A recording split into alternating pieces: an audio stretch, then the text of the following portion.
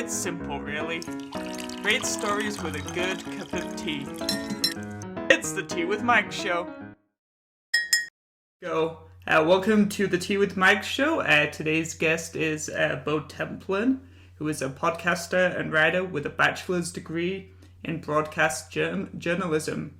How's it going today, Bo? Oh, woke up breathing, and the rest is extra, man. Got nothing to complain about from my end. That's brilliant, man. It's a really simplistic way to look at life, but probably one that is very effective, both in terms of level of happiness and also accomplishments in achieving things, which I'm sure we'll dive a little deeper into.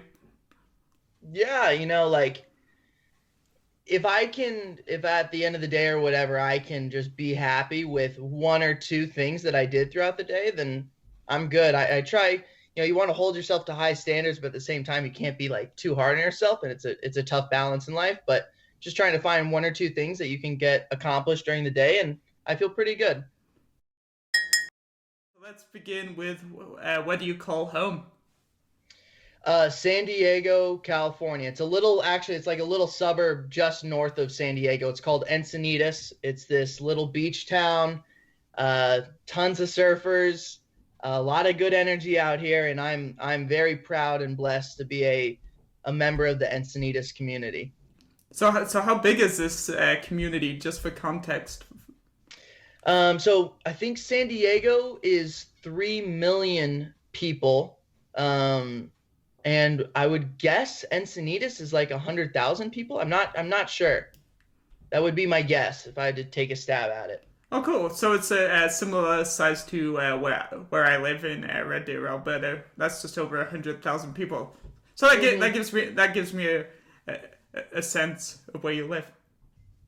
Yeah, of course. I mean, this is it's a very, very interesting place. Once people visit, they understand. I just looked up the population. It's about 70,000 people.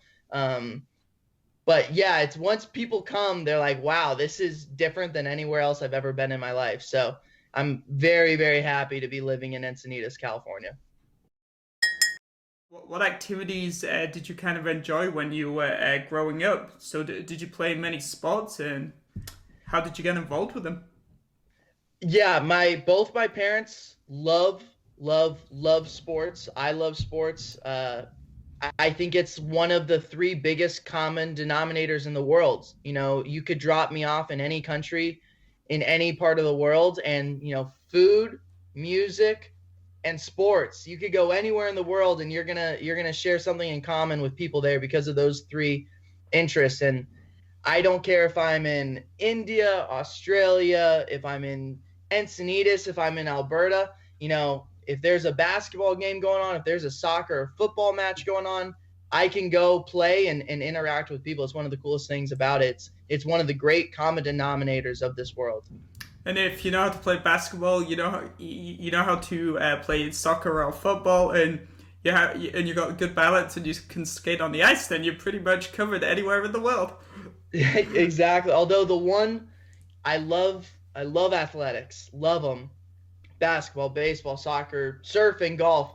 I cannot ice skate to save my life. I can't do it. I've tried everything, but I cannot ice skate. It's my kryptonite. So maybe we'll scratch some of the North American countries off the list. But you'll do. It sounds like you'll do great in South America. Yes, right up my alley, 100%. What was school like for you? Did you enjoy it? What were some of your favorite subjects? Did you play sports in school? Some of those types of things. Yeah, I love history. So growing up, I went to a place called San Diego Academy here in Encinitas, and it's a very artsy school. They encourage you to try things that you want to try and explore different interests. So I got to take metal shop, screen printing, t-shirt design, movies and society. So they were very encouraging of you trying different things, and I'm thankful for it because I got to try things I never would have tried before. And I look back very fondly of my high school years. And college, the same thing. I got to study sports journalism and sports broadcasting. So I was happy, man. I like school. But yeah, history stood out amongst the other classes. I just kind of had a knack for history. I enjoyed it. And I think anytime you enjoy something, it makes it easier to work hard at it, if that makes sense. So what do you think it was about the history? Do you have good memorization skills, or Well, I like storytelling. yeah? Oh, there you go. And so I think, at the bottom line, with math, there's no storytelling. With science, there's limited storytelling. Hence why I think I like followed English and history as my two probably favorite like classes to study. I like stories. So when someone can capture my imagination and I'm picturing out the story in my head, it makes me happy. So that's probably why I ended up there. Nice. Not that I knew it at the time, but storytelling was always destined to be part of my journey too. When I was in school, my favorite subjects were theater. I always took part in like the school productions, both acting and then a little later on the tech side. And then I actually liked the creative part of English and English literature, so like Shakespeare and analyzing poetry and the public speaking presentations and that type of thing. But you have to try a lot of different things in life to find the best bits of all these different experiences and that are going to work for you. I love Shakespeare. Love Shakespeare growing up. My mom's an author as well and a public speaker, so she was kind of able to pass on those interests and traits to me. So, like you, I took 4 acting classes in college too. So, right there with you on all of those interests as well, Mike. I believe one of the job occupations and roles that you held in the past was that you were a youth sports director. So, firstly, is that correct? It is correct. It is correct. I don't know where you got that information, but that's good detective work. I did work in youth sports quite a bit in high school. Yes. Yes. Okay. Great. Shows I've been doing my research good. So, tell us a little bit about that. What it involved. What you maybe learned from it. So I worked at the Encinitas Community Center, and I helped operate the youth basketball leagues there. It was a lot of fun. I got to know a lot of great families and great kids, and got to watch them grow up. But whether it was coaching, refereeing, anything and everything related to the league, we just wanted kids to have a place to play and compete and grow and face adversity. So all those things were, highly encouraged by us. And I got to work with some of my best friends in high school. It was a lot of fun. I look back with a lot of great memories from the Encinitas Community Center. I had a great boss who he showed us a lot of love and kind of took us under his wing a little bit and said like, hey, I know you guys are busy, but if you guys want a job on the weekends, I'm here to help. And I encourage more kids probably to try and find high school jobs because it's a good thing to add into your life at that age. Why is that? Is it because what sort of traits does that help develop? I think like one, being a low level employee for a period of time in your life is healthy. It helps you understand like once you're older in a managerial position, what those people might be feeling. So obviously when you're 30 years old, you might not want a minimum wage job. And if that's the only option, then that's the only option. But understanding what it's like to have a minimum wage job is vastly important. It's empathy, it's sympathy. Understanding those employees is what's going to make you a good manager and leader. So having those experiences and kind of understanding what it's like to maybe not get paid that much, but just receiving small little bits of a paycheck, I think it's healthy for later on in life. Obviously, you just spoke a little bit about some of about the things you enjoyed the most about teaching youth basketball as you were in high school. What was some of the most challenging moments in that particular job? There's probably a few. One of them was parents at times.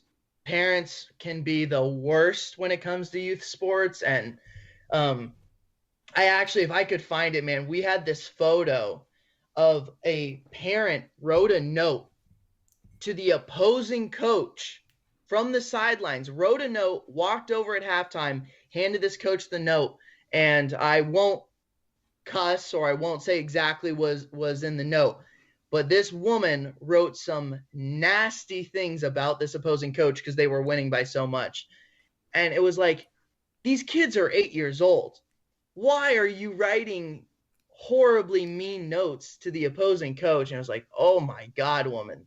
So the parents were one. And then a funny story was a kid threw up on the court one time, and I had to clean it up because I was the youth minimum wage employee at the time. And I had to clean it up. But the cool thing was afterwards, the kid was like, hey, can I keep playing? I'm like, yeah, go wash out your mouth. But then afterwards, yeah, you can keep playing. So definitely a few hard moments, but nothing I couldn't handle. And you got to look for the positive moments in the not the worst stories, but the unfortunate stories. I think in this case, certainly, very, very much so. So what inspired you to follow a career in the media industry? Is that something that you always aspired to? Yeah, I had a pretty good idea that I wanted to do this since I was like 6 years old almost. Like I had some older cousins who were into sports as well, and we would do like our own version of Sports Center at the end of the night, and it would be the 4 cousins together. And I was the youngest, but we would perform a Sports Center show like in front of the 20 family members. So I had a pretty good idea that this is what I wanted to do. By 16 years old, I recorded my first podcast. And I mean, I can't believe it, but that's coming up on like 7 years, almost 8 years now was the first podcast I ever recorded. So I had a pretty good idea that this is what I wanted to do. I joined the podcasting club in high school and just kind of kept going with it, to be honest. Cool. And that's so we differ a little bit there. So I did a whole bunch of things, went through school, loved theater, etc., English, like I already spoke to. And then I left England like when I was 17, moved to Canada. I took theater and entertainment production at college because that was the only thing I knew I enjoyed. And so, but I went into the technical theater side because as much as I loved being in the spotlight, I was only a little bit above average in terms of acting ability. Now you could teach me to dance over a period of time. I could half deliver the lines, but when it comes to the old voice and the singing, that isn't in my DNA. Let's put it that way. Do you have a favorite play? So I'm a big fan of musicals. I'm also a little bit more biased towards musicals that I've been in. But I guess one musical that I haven't been in but holds a lot of significance and it has a very powerful story is Hamilton. And then I also like ones that are still have messages in them, but they're a little bit more like fun and just fun is how I would describe it. It's things like Sound of Music, Oliver Twist, still reflecting periods of times or fantasies and stories, all of those different things. But yeah, so those are probably a few of them. Timepieces are awesome. My sister is obsessed with Hamilton. Like I'm understating how obsessed she is with Hamilton. She, at the end of the year, they give you like your most listened to songs, and her first 10 most listened to songs were Hamilton, all the songs on the soundtrack. So I've heard a lot of Hamilton's music, and we watched it came out on Disney Plus. Yes, that's what I watched it too. At the end of last year, but seeing it live, I think would be way different, especially on Broadway. Yes. But yeah, all 3 are very, very good choices. Hamilton, Oliver Twist, and Sound of Music obviously is iconic. And side note, it sounds like your at least your intimate family. You've mixed together some of the most amazing like people on the planet. It just sounds like a fun household. The Templin household sounds like the place to be. Yeah, you could say that, Mike. We it is never a dull moment here. It's a lot of loud voices and very opinionated people, and we have some incredibly playful banter when it comes to our family dinners. No doubt about it. So obviously, going down the media path, sports journalism, that type of thing.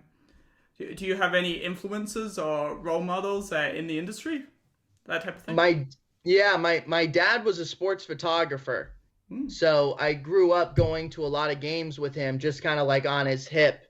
And, he was taking pictures. And then my mom is an author and a public speaker. So if you take my mom, who's the public speaker and author, and you take my dad, the sports photographer, mix them together, you kind of end up with me. And that's how that happened. So I've kind of just been around it my whole life, to be honest. It was never anything that unfamiliar. It was all pretty standard territory for me. Yeah, it sounds like a very healthy and organic path. Definitely not forced, but it's something that you just seem to have a part of their DNA. I don't know any other way to explain it. Yeah, it just felt like that's the way I was supposed to go. Sports was an interest. I had a semi-natural ability to talk and write, so I was like, all right, why not talk and write about something I love, sports? So it just worked, and I'm just gonna keep going until someone tells me I have to stop. That's really all it's gonna be.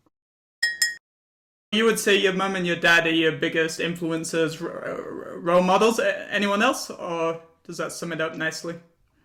I'm trying to think professionally if there's someone who really stands out.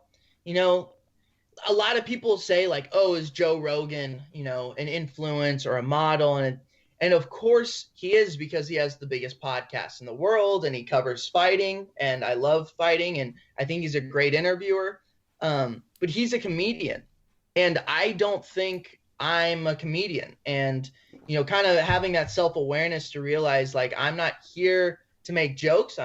I try and be positive. I try and be insightful or informative, but I don't think I'm like the funny man of the crew. So just having a little bit of self-awareness and realizing like Joe Rogan is incredibly successful, and yes, he has the biggest podcast in the world, but to say that I want to be like Joe Rogan is probably a bit incorrect.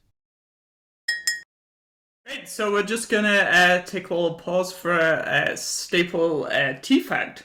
So the tea fact for the episode is, not only is tea drunk in Burma, but it is also pickled to produce what is called leopard. This delicacy is served at social gatherings with other like side dishes like shrimp, sesame seeds, garlic, peanuts, and dried peas, and that comes from Swanson Blogs / tea facts. Beautiful. Thank you. What are you sipping on right now? So this is a Yorkshire tea. It's very strong black tea, and in a one of a kind at the moment. Tea with Mike mug. That's a whole different story. But yes, it's a strong black tea. It's made by a brand called Taylor's in Harrogate, England. So been to Harrogate a few times. Obviously, when I lived in England, used to go get my haircut there once a month, and obviously the famous Betty's Tea Shop is an English classic. Afternoon teas and scones, all of that type of thing. So yes, Yorkshire tea is the tea of choice. Okay. How many times do I have to come on the podcast before I can get one of the mugs? When they come out, I will send you one for free. Oh, thank you. I will gladly sip some tea out of it. I think the ROI is a positive return, so absolutely, yeah. Yeah. So what is your favorite type of tea, Bill? Well, I like more citrus based teas. I think like chai tea is really popular. I don't really like chai tea all that much. But I like more like citrus based, so like a lemon or an orange zest tea is kind of where I would go, with like a pinch of honey, maybe would be my ultimate recipe. Bio. Obviously, you like I said earlier, you studied for a bachelor's degree, really focused in broadcast journalism from the University of Missouri, Columbia. So, what were some of the most challenging things about being at university? And what did you learn about yourself? I mean, the hardest thing was just being away. I mean, that was the first time in my life I had gone away, and I spent, a good portion of 5 years in Missouri, a place that I was rather unfamiliar with. And Missouri, if you don't know, is very different than Encinitas, California. Encinitas is a very liberal, carefree lifestyle kind of city. And then, Missouri tends to lean on the like conservative, traditional Republican side of things. And just meeting new people like that. And it was a great experience. I got to understand a lot of things about people that I never really knew much about before.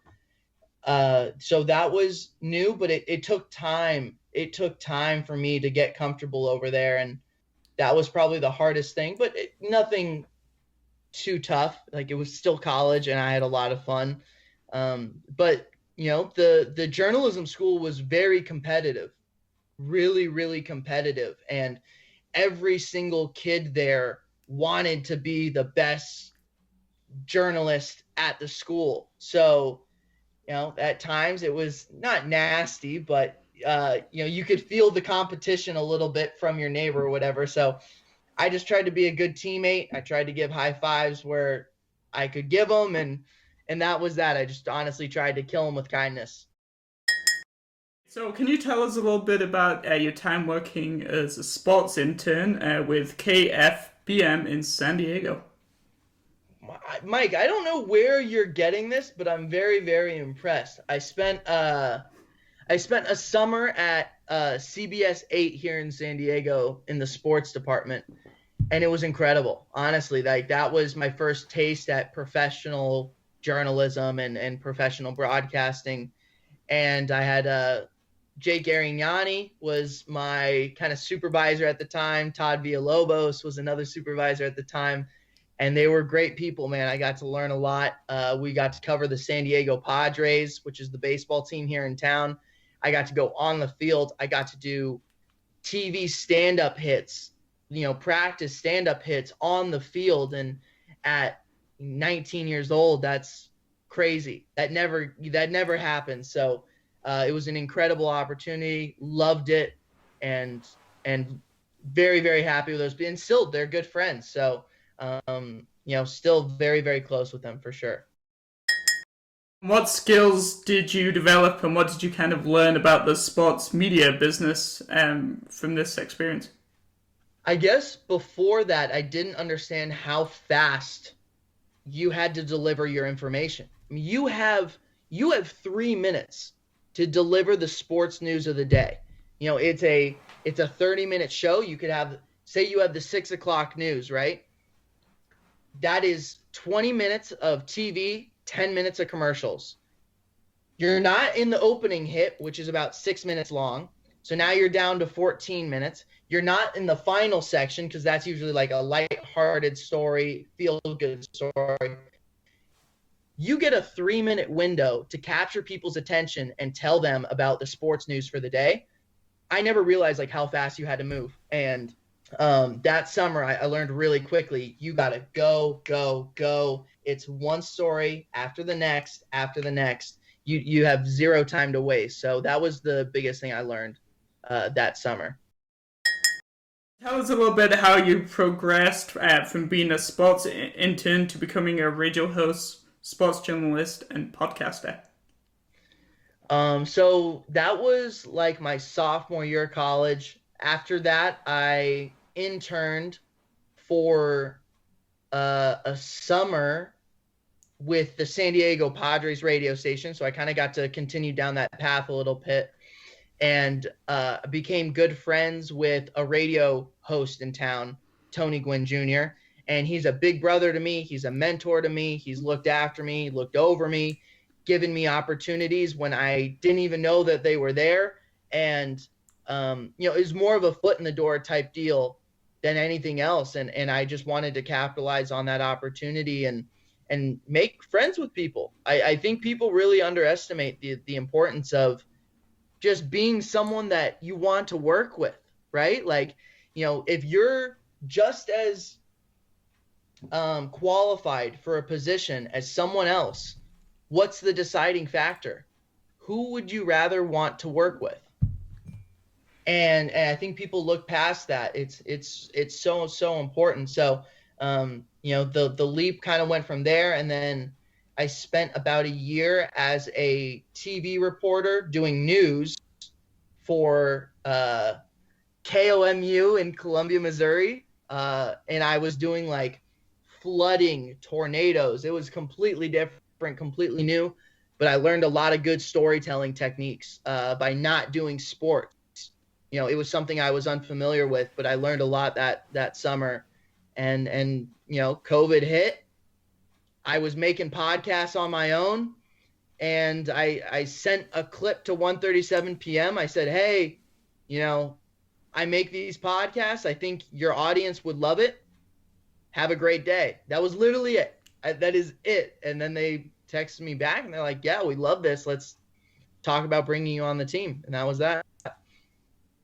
That's amazing. Especially as you went into it without just doing like what you loved with no expectations. Zero. I wasn't. I know Gary V, who's our owner. He says like send your shit. Oh, sorry, I don't know if I'm allowed to cuss, but send your stuff everywhere to every person. DM them. And I'm not saying that that's incorrect, but that's not what I was doing with 137. I genuinely thought it was a good collaboration. It was a similar like target audience. And I thought my work would do well on their page. It wasn't like, oh, I need a job or something. Because I had a job at the time, but I thought, oh, this is a pretty good fit. I'll send my stuff there and see what they say. And that's how that happened. What is the most challenging type of journalism to you, and why? It's a great question. I mean, right now, long form journalism is going to become increasingly more difficult to keep people's attention. Whether it's documentary, which documentaries are still popular, but the long form journalism, doing these long investigative pieces that require a lot of time, money, energy, and effort.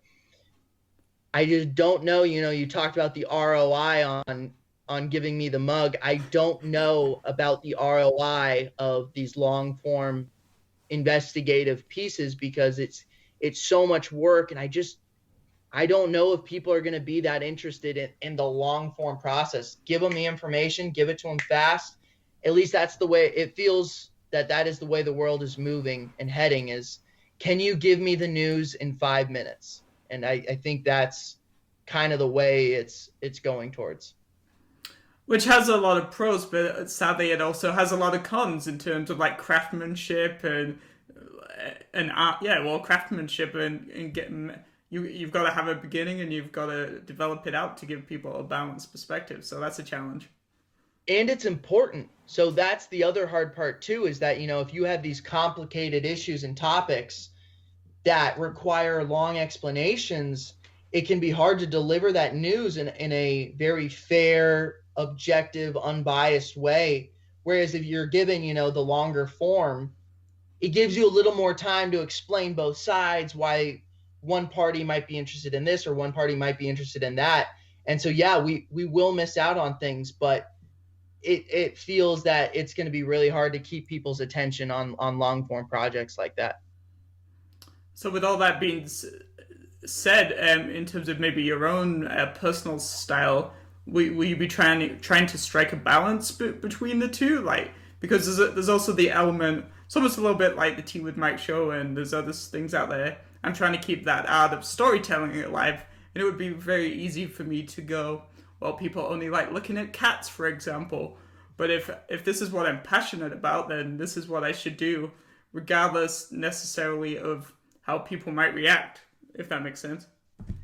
Well, it depends what your goal is. If you want to have a podcast on cats, right? And that's your diehard interest, that's okay. But if you want to make a career out of it, then it might not be okay. And that's where it gets tricky. You know, it can be a hobby. You can have a lot of fun with it. You can do your absolute best with it. You can use it as a form of self-improvement or growth. But to make a job out of this, the audience ultimately decides. The audience is the judge, jury, and executioner. They decide if this is a career. They decide if your show is successful. And if the audience doesn't care about cats, then it's going to be hard to make it a job. But that does not mean, or that does not discourage. I'm not trying to discourage people from talking about their interests, but just be aware that the audience, to make it a job, the audience needs to matter and care about it. That's a really great piece of advice and captures everything that we just spoke about. What is I guess, can you tell us about your most memorable experience as a journalist so far? And why was it memorable? You know, with 137pm, I've been able to do a lot of really cool interviews, really cool interviews. And I'm a huge mixed martial arts and boxing fan. And that's what I've covered a lot of, at least with 137pm. I've gotten to interview current champions, former champions of the UFC, and I got to talk to Jon Anik. And Jon Anik is the announcer. He's the play-by-play announcer for the UFC. And honestly, for a long time, he's been a role model. I view Jon Anik as a god in our industry. I think the world of him. And to get to interview him was really, really special. And then, you know, we had a little podcast clip, a little interview, a 30-second video, and that video hit like over 1 million views on YouTube.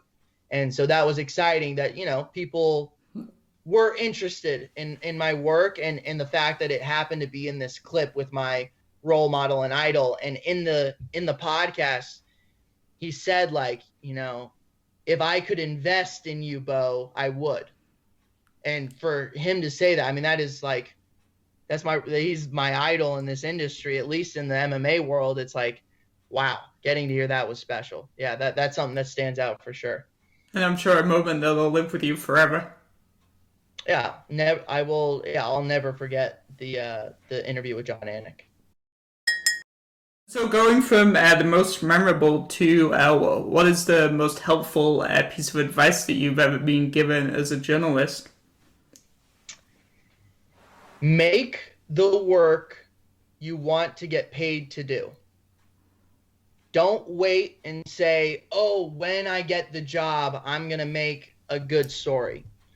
Or, man, when I can't wait till I'm hired and I can make dope podcasts or dope articles. No, make them now. There's no excuse to not make a podcast. There's no excuse to not write an article. There's no excuse to not record a little video for YouTube. Make it now, make it good, and prove to people that you can do this, or else no one's going to just do it because you think you can do it later on. You got to prove that you can do it, and then you'll be hired. And is this a philosophy that stuck with you as you've developed out your I guess career and even your journey so far? Yeah, I'm trying to think who actually told me it. And I don't even know if I remember, but I remember thinking at like 17, 18, 19 years old, like, oh, when I get hired, oh, I'm going to make some dope content, or I'm going to be the best sports journalist at my age, or all those things. It's like, don't gonna be it, be it. Do it right now. Do it. To start today. Do something. And if you make a podcast today and it's terrible, who cares? Make another one tomorrow and just make it better than today. That's the only goal, is to make tomorrow's work better than today's work. And honestly, I think if you do that, like, how could you not succeed in some capacity? So what's kind of next for both your podcast and your career in broadcast media? Are you happy where you are, or are you trying to improve? Any big dreams? I'm really happy, man. 137pm has been a great place to work at. I'm excited that, you know, they've they're investing in me. They've said, like, we believe in you, and I'm going to be going from one podcast a week to two podcasts a week now. So that will be kind of the big next step, and that starts in like July. And that'll be a big step. On Mondays, I'm going to offer like my opinion and more of like my own thoughts. And then Thursday's podcast will be like an interview base. I'm asking questions, trying to learn something. So that'll be the big next step, and it's upping, my workload, but it's what I want to do. So how could I say no? So going from upping your workload, which is clearly happening, which you just said was exciting, to what do you like to do when in your spare time when you're not working? I love fitness. Anything related to fitness, whether it's, yesterday I played 2 hours of soccer or football, just at the park with like 30 friends. We had 30 people playing pickup soccer, and it was a blast. And, this weekend I'm going to go surfing. So really just anything related to that, surfing, golfing, those are kind of my two hobbies. And I do enjoy going to the movies a lot. I love the theater. I love going. I love the smell of the popcorn. I love going to the movies for sure.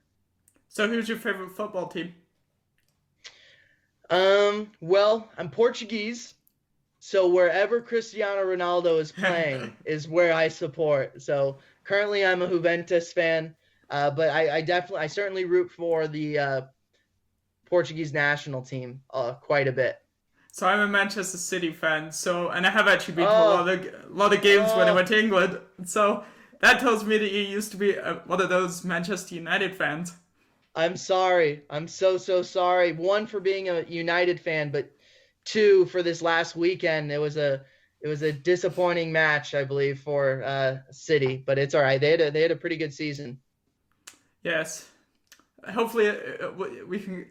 What do they say? Small steps, right? So hopefully next season is the season. We got to the final, which was the next step. Yeah. And it's good experience. Like, next year you guys won't be intimidated maybe by the final and say, hey, we've been here before. We've had this experience. Let's go out and just perform better. I do think Pep Guardiola got his team selection a little bit wrong, and also I think we would have benefited from not playing an English team in the final. Probably. There's been, probably it was a good year for Premier League for sure. It was a very, very good year for the Premier League. Do you say Premier League? I say Premier League. I know some people go whatever you just said. Premier League. Premier League. The Premier League. It was a good year for them for sure. There have been, it feels like in the last like 10, 14 days, there have been like 6, 7, or 8 major coaching changes across the top teams in Europe. So I'm sensing change happening right now in European soccer for sure. Yes, and I really don't hope that maybe I'll predict it here at first. I really hope it's not Manchester City at Barcelona next year in the final and Aguero scores the winner. It would be heartbreaking. I know it would be very, very heartbreaking, but we'll see. Barcelona's got some work to do. For sure. They got some work, and they got us. And this is the thing that people don't talk about, and I understand we're getting sidetracked talking football. No, it's good. Right I like talking about football. And this is in all sports. You have to be healthy. Like, if you get injured, if your team suffers injuries, you will not succeed. And a lot of people just dismay that and think like, our team's great this year. You have to be healthy. You have to have luck on your side. You have to take care of your body. You can't have these long, strenuous games and seasons. You have to be able to give your players proper rest, or else you will not make it to the end, and you could be missing top players that you need to win those big games. So I'm always fascinated by like the injury dynamic that goes on in professional sports. Yeah, and you think about it, a game that Kevin De Bruyne gets injured is like the last third of the Champions League final. So things like that. It happens all the time. And a lot of people say sometimes it is luck or unlucky. Sometimes though, it's, you had to play your player too many minutes. Maybe it's, oh, we had to play an extra game to make the final. Oh, sometimes it's, we played bad in the first half of the season, so we had to play really hard in the second half of the season. And it costs you. Those injuries, those are things that add up over time. And if I hurt my left ankle barely a little bit, I might hurt my right knee because I'm trying to protect my left ankle. You overcompensate, and a lot of people don't give that enough attention, in my opinion. And that segues nicely into what you personally do to look after your mental and physical well-being. Well, I think, with the mental well-being, I try and not let it get to a bad place. Once it's in a bad place, it can be incredibly difficult to get out. So my focus is like, all right, let's stay in a good place. And I think the biggest thing is, the people that you surround yourself with. It's like, if I have 5 positive people around me, it's going to be hard to not be positive with them. Whereas if I'm, I got 2 friends who are positive, 2 friends who are up and down, and then I got, a negative Nancy in my crew, it's a lot easier to kind of fall into that trap. So I just look at my crew and my team and my unit, and I say, all right, these are good people to be around, and they tend to keep me in a good place for sure. And that's one of my big emphasis is just the people around me.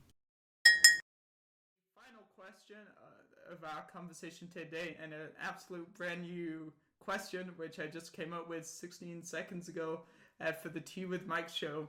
Who is one person, and this is on record, just remember, who would you like to see on the Tea with Mike show? Ooh, this is a great question. This is really, really good. This is really, really good.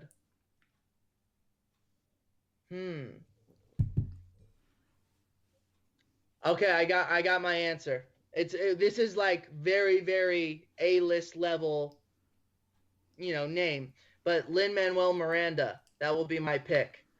That's so funny because Lin-Manuel Miranda is actually like on my dream bucket list. Of course. So that's good. That's good. The chemistry is seeping through. I got you, dude. The moment I thought it, I'm like, oh, that's it. Easy. No question about it. And he seems like such a nice guy and such an easy person to talk to. I mean, he would be a dream to have on a podcast. And he's got bundles of talent too. Oh my God. He just oozes talent. I mean, he can talk, and it's a Grammy Award winning song. So yeah, he doesn't have to do anything, and he's one of the most talented people in the world. And talking about A-list celebrities and just reaching out to as many people as possible, I'll put this on air just in case it changes how it went. So I sent off an email to a bunch of like agents and that type of thing, and I got really excited because I heard back from I did at the time. I heard back from one of Daniel Radcliffe's representatives. But there's an unfortunate twist, at least in this moment as we speak. This particular agent gave me the email address of another person that clearly works with Mr. Ratcliffe, and I never ever heard back. So maybe there's another twist in the tale in the future. Just keep sending emails. I mean, there's no secret recipe. There's no like secret, on the inside. And it's got to be like right place, right time. You have no idea. Like Daniel could be so busy right now. The last thing he's thinking about is doing podcasts or interviews right now. Like he could be filming, he could be reading a script, he could be writing a story. And he's like, yo, I'm not doing any of that stuff. I'm trying to stay focused for the next 4 months. So it's generally not anything that you do or don't do. It's got to be right place, right time, and they have to be in the right mindset more than anything else. 100% agree. And so thank you so much for being on episode 122 of the Tea with Mike show, Bo. 122. That's impressive, Mike. That's very, very impressive. When did you start? January 2019. So another side note, because just because. So it started in January 2019 is the rough start date, and it started actually as a college project, and it was in my media and communications program, and I wanted to do something a little different than it was one of those classes where you had to cite all your sources, and you could only there was like less than 1% of things that were appropriate for the sources, and the instructor was very picky with their PhD and all of it. It was one of those classes, and so this was I guess the final project of the year, and it had a little bit more flexibility to it. And one of the things written on the brief, I guess it's called, was you could talk to people, a conversation, something along those lines, and. So I went with it for the project, and as you know, things evolve over time. You try different things, and you bring in new things, you learn different things, and so it's just evolving every day until this point. But just hit 4K podcast downloads and thousands of video views, so Woo. Just happy with the progress so far. Woo! Every little bit counts, man. I think a lot of people, this will be the last thing, but it's a lot of people think, oh, I need 100,000 views or 1 million. And no, ultimately it's if there are 1,000 diehard Tea with Mike fans, you've done it. You've built a community. You have an audience. 1,000 people that say, oh my God, I can't wait for that next episode. That is it right there. You don't need 100,000. You don't need 1 million. The 1,000 diehard fans is kind of the mark, really, more than anything else. So, congratulations, Mike. That's really, really cool. And then you also have to think about there's people that watch or they listen, but they don't always engage. So if you look at my podcast analytics, for example, I'm in 63 countries around the world. So that's that's wild. I don't think my podcast hits. I'd have to take a look, but I don't think my podcast hits 63 countries. We do well internationally, but I don't think we do 63 countries. And then you're always looking for the unexpected, on the podcast side, at least more people listen to the Tea with Mike show in the US than Canada. But maybe because I've had more US-based guests, so I don't know, who knows. Yeah. So. Generally, that's probably guest-related more than anything else. Well, I guess this is the end this time of episode 122, so thank you so much for being here today. Yeah, thank you, Mike, for having me. I really appreciate it. This was a great conversation. All right, guys, this was another amazing episode with Bo Templin, a broadcaster, podcaster, and journalist. It's the Tea with Mike show.